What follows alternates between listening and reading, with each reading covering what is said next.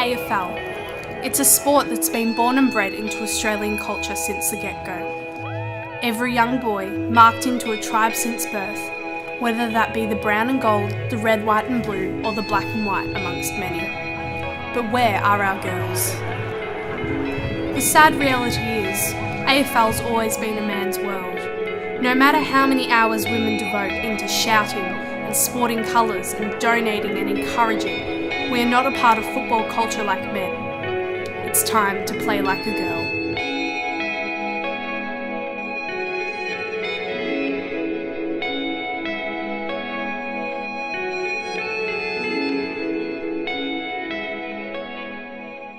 Yeah, I love seeing women in sport. In fact, I've got two boys and they're very sporty. They did athletics, they did soccer, they did whatever. And growing up, my generation, there weren't many girls that did sports. But now, so many girls do sports. I love the fact that they're starting to get professional women's players. I think it'd be really cool once it becomes big and there's like stadium games. It's always men, but now it's different. I feel like it's the same, but it's different, which is nice. At first I thought interesting, and then I watched a couple of games and went, these girls are mad. I love it. I think it's quite empowering and it's we need to see more of it.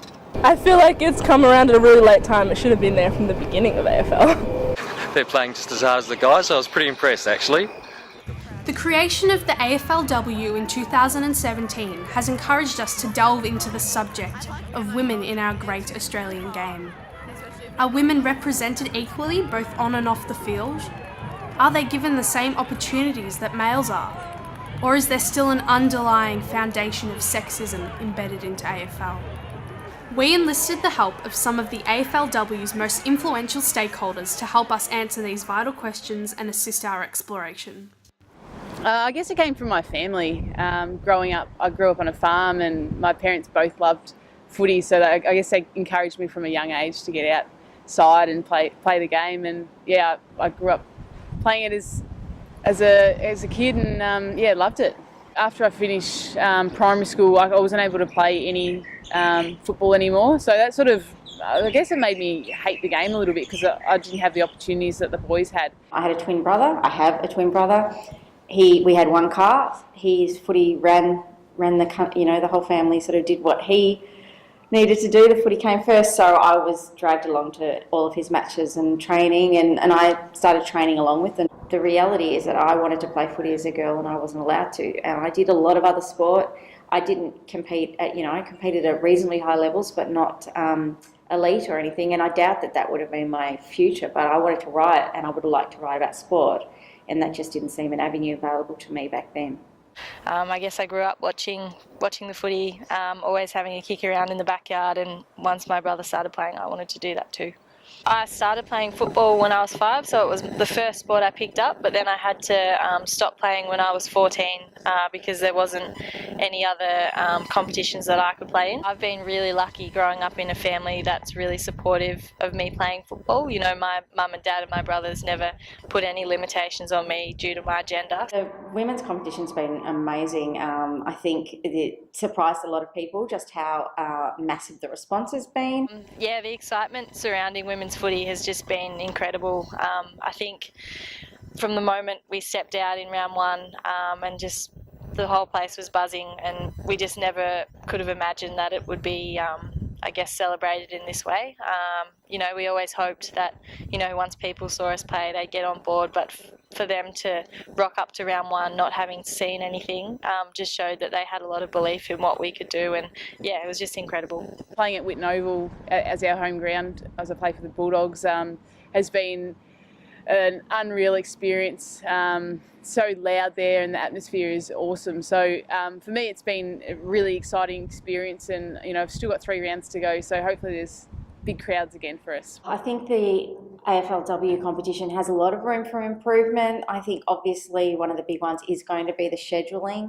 Having it in the hot months has been great in terms of not competing with the men's games for crowds and for membership.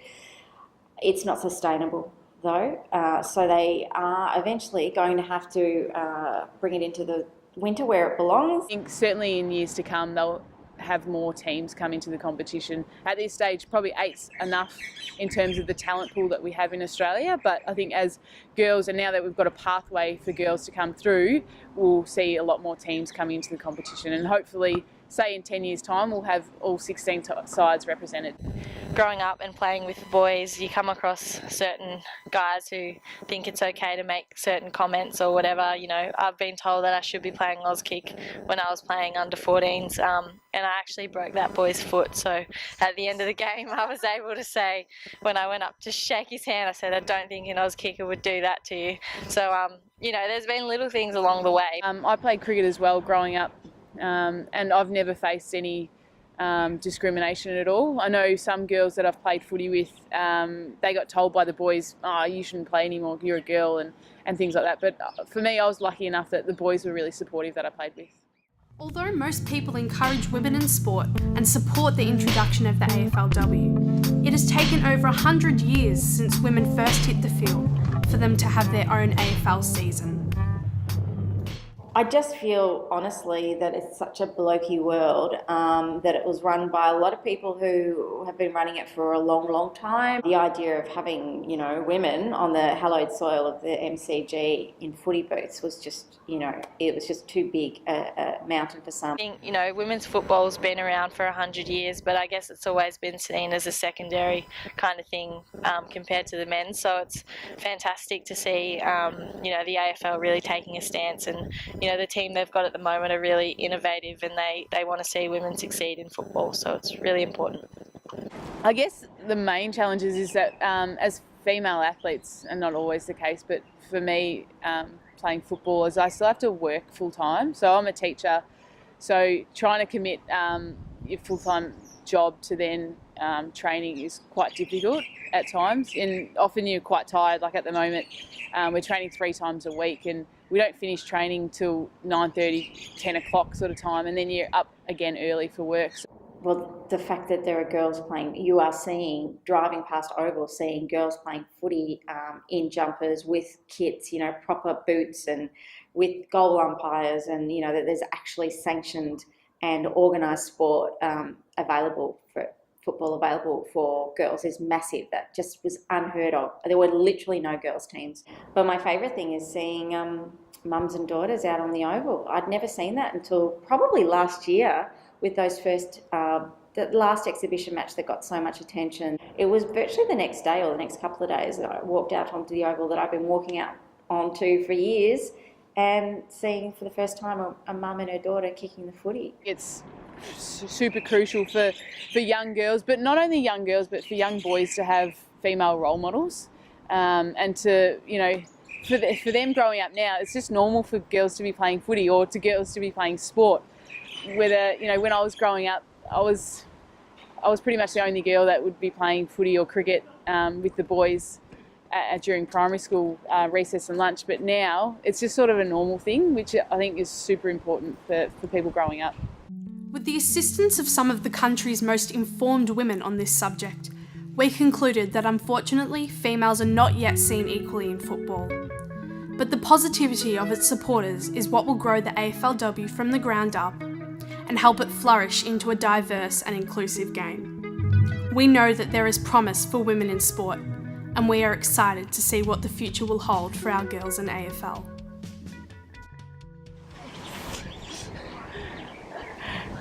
Surely you don't want that in your video. Oh, hang on, I'll start again. I don't want to say anything too naughty.